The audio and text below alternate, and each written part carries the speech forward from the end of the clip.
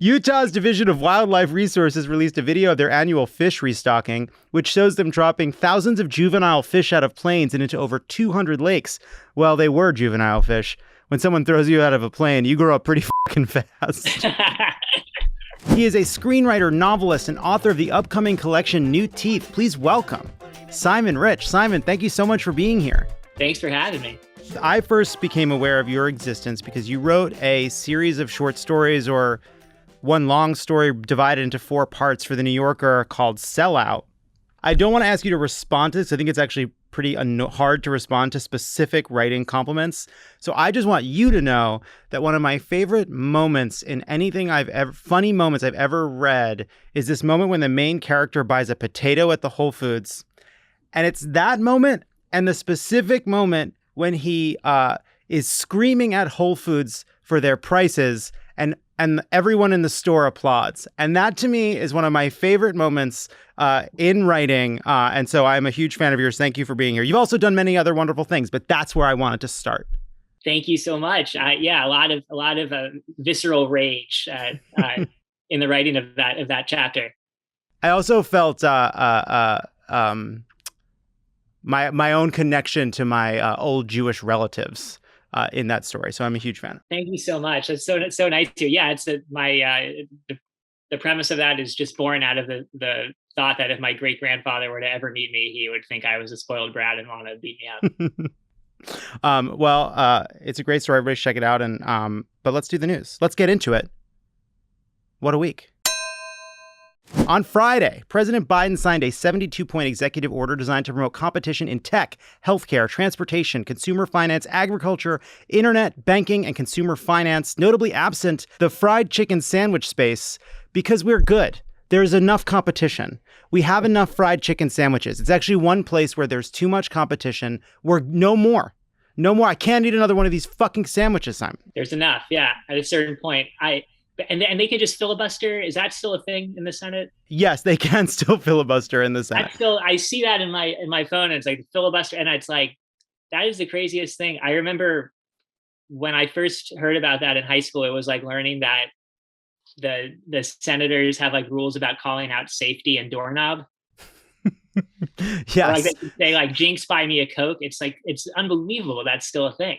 It is, and I do think we all learned it incorrectly because we learned the kind of like whitewashed version of it that like, it's like the Mr. Smith Goes to Washington version of it, not the Southern Democrat Stop Civil Rights Bill for 10 years version of it. Like that. Imagine if they made Mr. Smith Goes to Washington, but everything is the same, but the bill is a Civil Rights Act. That's the actual reality. It's always way more evil and way more boring than you think. Yes. Get it? Yes, right. History is more evil and more boring. That's right. The order also targeted pharmaceutical companies who practice pay for delay to slow the emergence of cheaper generic drugs. I'm very sorry for what's about to happen. Paying someone not to finish. What kind of whores are these? That's not how. I mean, these pharmaceutical companies. They're not even good whores. It doesn't even make sense. You know why it doesn't make sense? Someone paying you and not finish. You paying and not finishing, but they're paying someone else not to finish. You see what the problem is with that joke? Simon, you're an expert. Do you see the problem with the structure of it? I think it was perfectly conceived of, constructed, and delivered. Ah, what a guy. What a nice person. On Tuesday, Chuck Schumer told reporters that Senate Democrats had come up with a $3.5 trillion investment plan that they hope to pass via reconciliation by avoiding a filibuster. While the budget reconciliation is useful for sidestepping the filibuster, it actually started as a way to get us to stop talking about Joe Manchin and Kyrsten Sinema for like 5 fucking seconds in our miserable lives.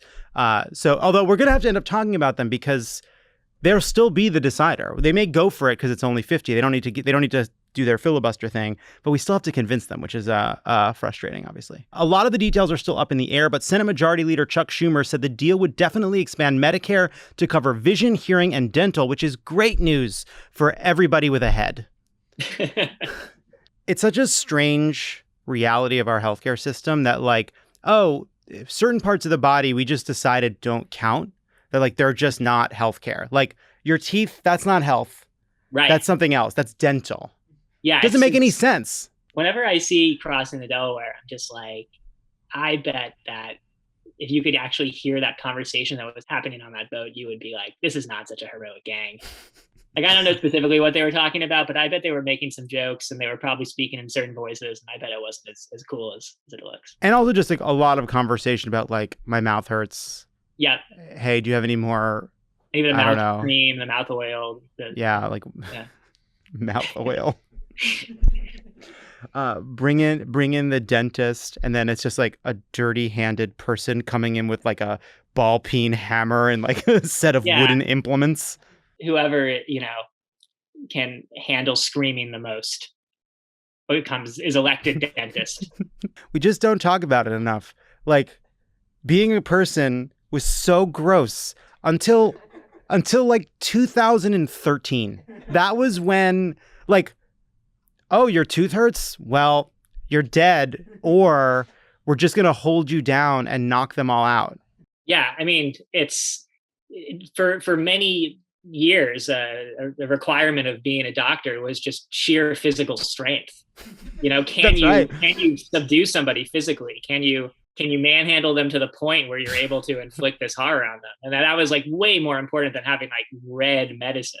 What was there to read? There's nothing to read. Yeah, there's like a couple weird etchings from the Middle Ages, and like nobody had seen the inside of a body for a long time. So like every time they would cut open a body, they'd be like, "Whoa, like this is really crazy." And then you're scrambling at that point. What's this goopy stuff? Yeah, your qualifications to be a doctor were can you get the money together to buy a satchel, and are you able to be confident? Do you have can you go to a town and say, I'm a doctor? Yeah. And not lose it the first time somebody comes to you? Yeah. And also like not break into laughter when you're describing the treatment you're going to do. Like, because you had to look them like straight in the face and be like, we are going to drain your blood with leeches. And you have to not laugh, you have to like really commit to the bit for like the entire stay in the village.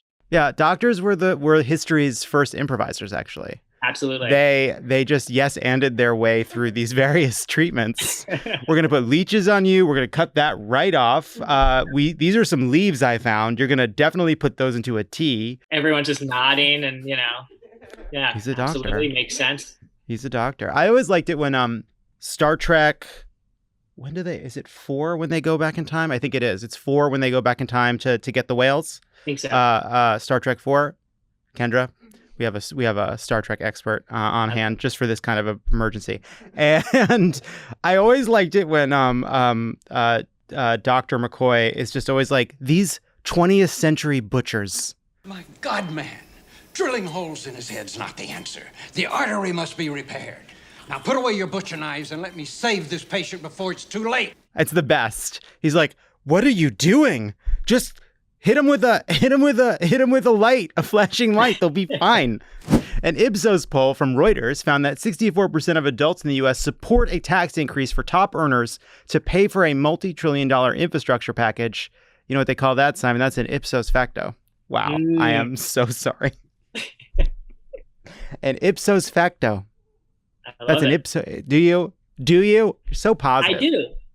I mean, when they're going into space, that's really like all these billionaires going into space. That is, with all this tax stuff on the table, you'd think they'd have a little lower profile than that. Not beholden to our laws or mores. I also think Jeff Bezos is going to hide a lot of his money in space. That's his sort of plan. It's just sort of like, oh, you want my money? You want to tax me at 30%? Yeah, good luck. It's up there. You can go grab it. You build a ship and get my fucking money from near Earth orbit, you terrestrial fucking pieces of shit. It's going to be so sad, like 500 years from now when we colonize the moon and like somebody digs a hole and it's just filled with these like grimy early 21st century bills. It's like, this is where Bezos buried all this cash. Right before it all became worthless. Yeah. Because we switched to the one coin you didn't think to get. My fear about the space thing is that like they're going to, they might run into aliens and then aliens are going to think like Musk or Branson or whatever, like, is a representative human. And then they're going to like report back to their like alien friends and be like, this species is really crazy. Like this, get ready for an insane war. So we've evaluated the humans based on the samples we got, which were Richard Branson, Elon Musk, and Jeff Bezos. And obviously on the intergalactic narcissism scale, they are extremely high. Yeah. The conscientious scale, extremely low. We think it's best, honestly, not to engage them. It'll only bring us misery and death, Yeah. which is honestly the experience that they've had. And we could try to help them, but it's not going to be worth it. Let's withhold our space medicine. We can stay butchers.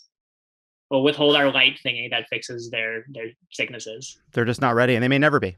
They may never be. Yeah, I'm definitely partial to one alien theory, which is like if that giant gel tab floating around the ocean is actually a spacecraft, like we do not have the capacity to understand their goals any more than like, you know, our dogs can understand what we're doing when we like put on a play. You know, we can't really make sense. They're higher order. And so we're just struggling to really put together what they're up to because it's beneath our meat brains, you know? I think that's great. And I hope they found what they were looking for. Whatever their goal is on a level that we can't comprehend, I hope they achieved it. That's my feeling. Absolutely. Yeah. Also this week, teen pop sensation Olivia Rodrigo visited the White House to meet with Joe Biden and Anthony Fauci and to record videos promoting the COVID vaccine. It's great to see this issue kind of cross the generational divide from Olivia, who just got her driver's license, all the way to Joe Biden, who is about to have a difficult conversation with Jill about giving his up.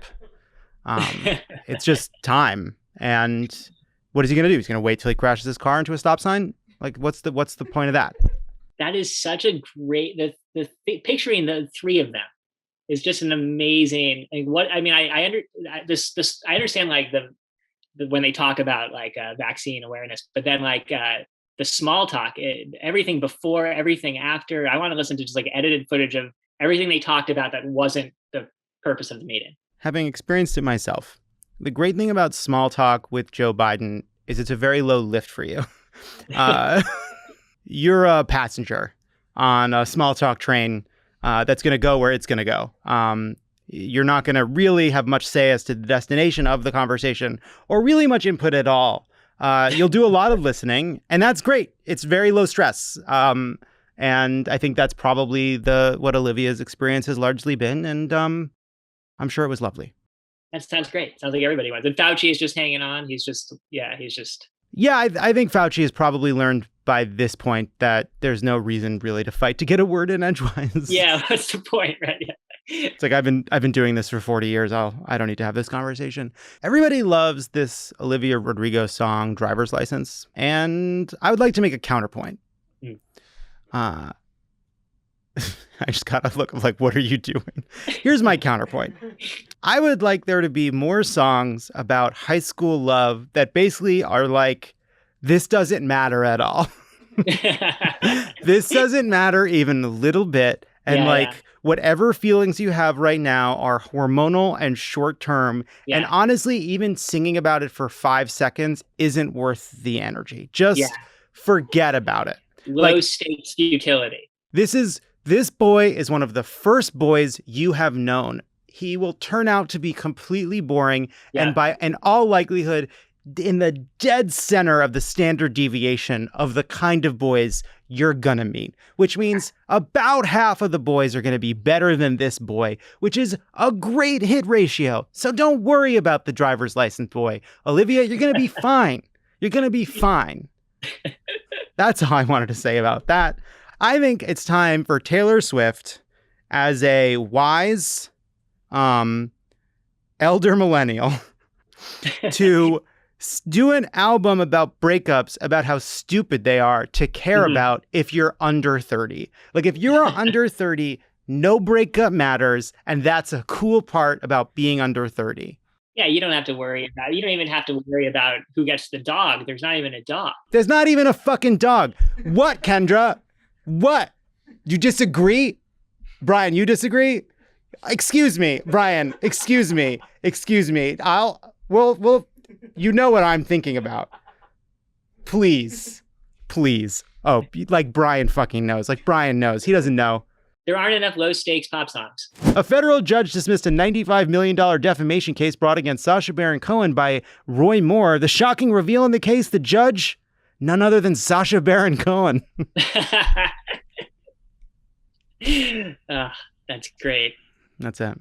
Chuck Schumer said the Democrats would be on the right side of history and that the Texas governor and Republican legislatures would be on the dark and wrong side of history after Texas Democrats fled the state to prevent the passage of a restrictive new voting law. Democrats. So often we find ourselves on the winning side of history and the losing side of the present. Oh, wow. Great. I guess we're on the right side of history. Terrific. That doesn't do fucking anything for anybody. Being on the right side of history is like the entry point. We should always strive to be on the right side of history. Nothing we do should ever be on the wrong side of history. We have to be on the winning side of like the present and the future. Those are the two places where we can actually have some influence. We should just write like, like I told you so in like a really snarky handwriting and put it in like a time capsule. And 50 years from now, if we're still alive, people will be like, wow. I mean, we live in this like this post-apocalyptic like hellscape, but like opening this time capsule, I kind of feel like, yeah. They told us so. Yeah, I will say, yes.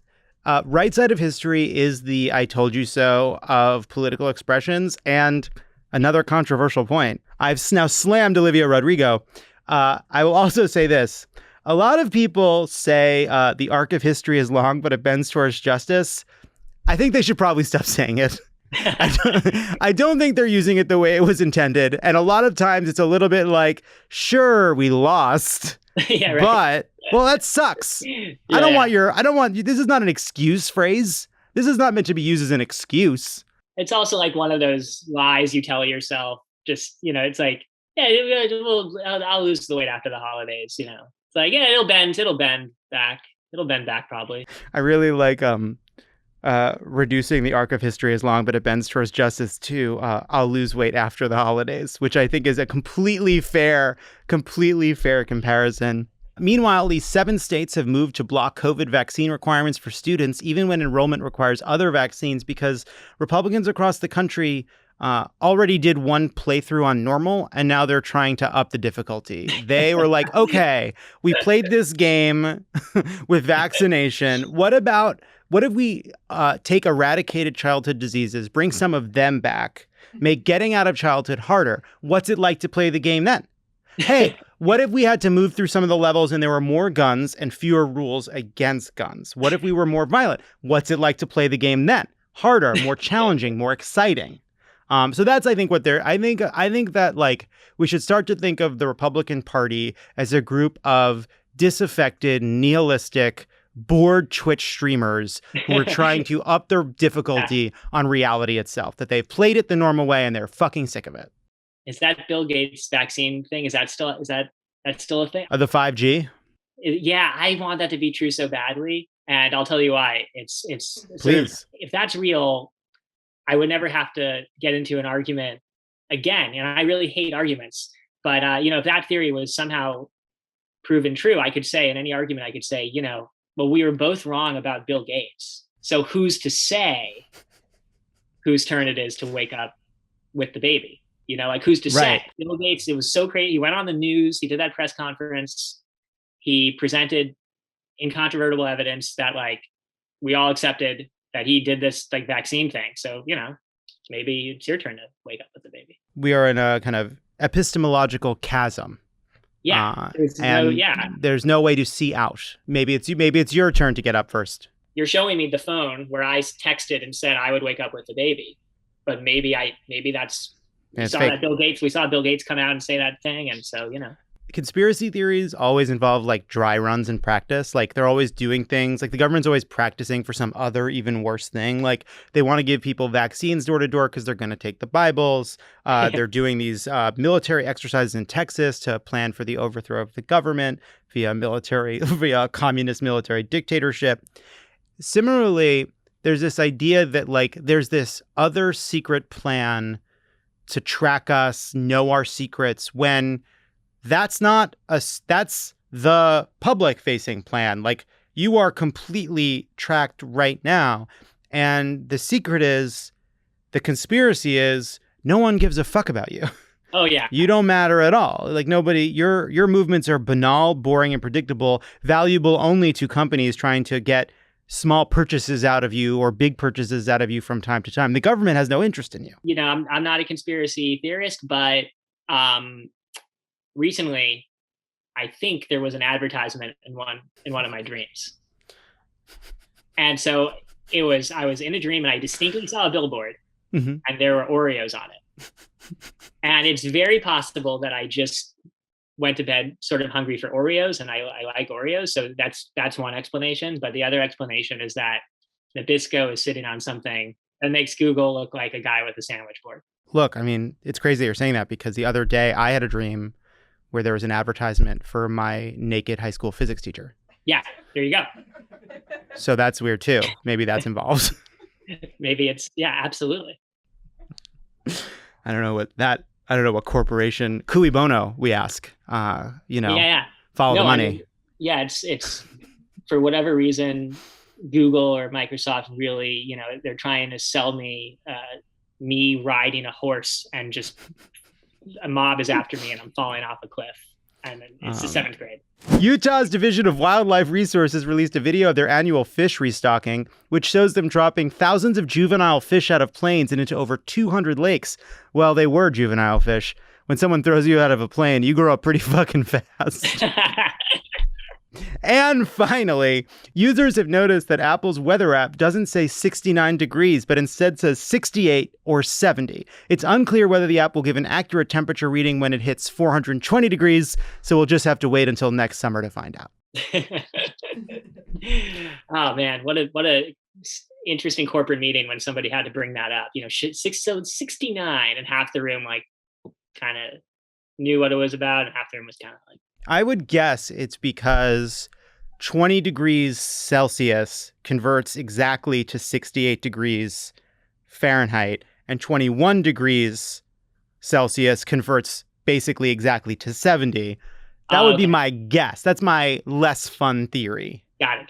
But I prefer to think it as fucking Tim Cook's is a prude square. He's like 69. Ew, not on my app. I want people to watch wholesome things like Dickinson.